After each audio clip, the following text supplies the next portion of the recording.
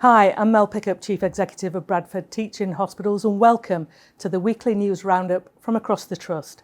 This week, I'm with our patient experience team, and we're putting the spotlight on the work that they do in gathering valuable feedback from our patients, their visitors and families.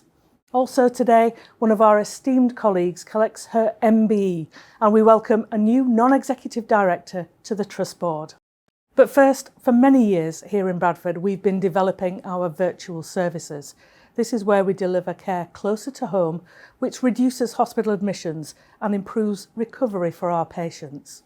The virtual Royal Infirmary is an ambitious project which has really come into its own since the start of the pandemic, particularly for our virtual outpatient clinics.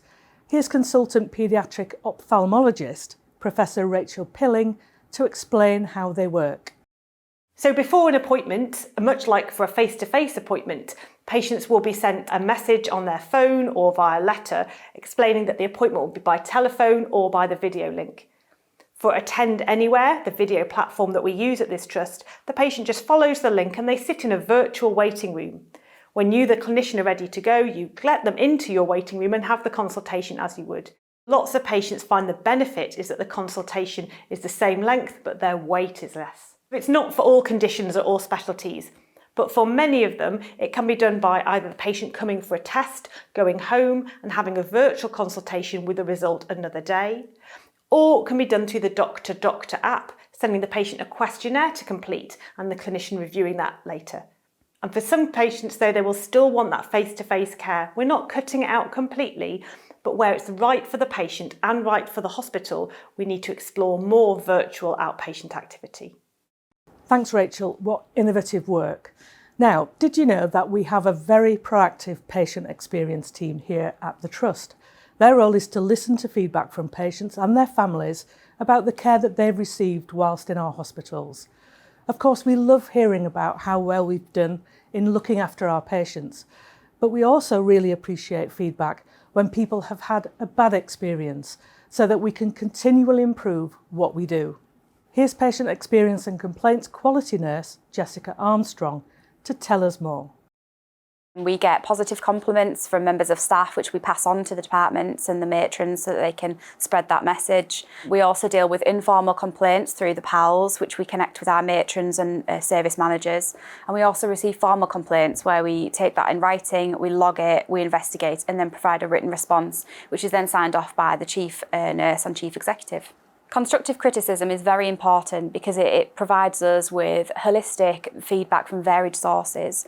It makes sure that we incorporate everybody's values and everybody's beliefs and opinions on care so that we can learn to improve. For compliments, it's also really important to boost the morale of staff and let's praise people for doing something very good. You can get in touch with us by post, phone or letter, and we do value all types of feedback.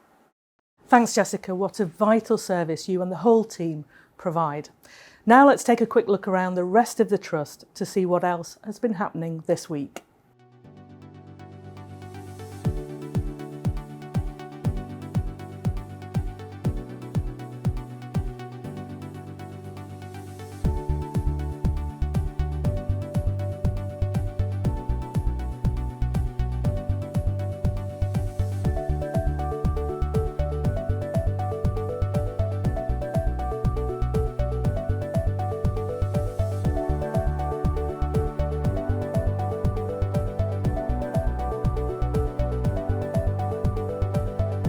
Prostate cancer is not to be messed with.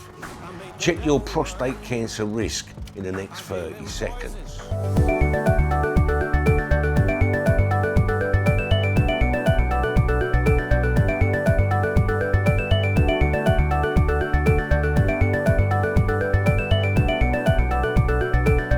Each month, Mel will be accompanied by another member of the executive team. 48 of you joined questions ranging from staff support to Act as One to what our favourite TED Talk or book was. Watch out for details of next month's session. Yes, thanks to everyone who took part in Thrive Live. It's vital that we do everything that we can to make BTHFT a great place to work. And talking of that particular mission, we're delighted to welcome our new non-executive director, Sugra Nazir. Sugra brings a wealth of experience with her from the world of social care to help us deliver our ambitious plans for 2022 and beyond. Here's Sugra to tell us why she wanted to join the Trust.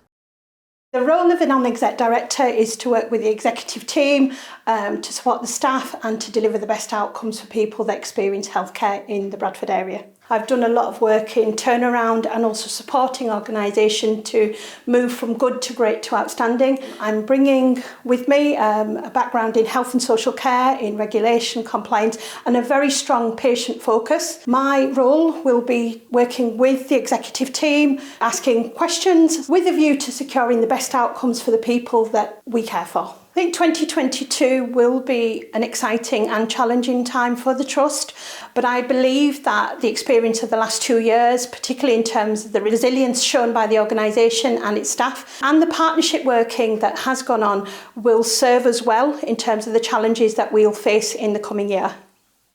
Thanks so much, Sugra. We are so pleased that you chose to join us. Well, that's it for this week. Don't forget, all our latest news and updates can be found on our social media channels, Twitter, LinkedIn and Facebook. Until I see you again this time next week, do take care and bye-bye for now.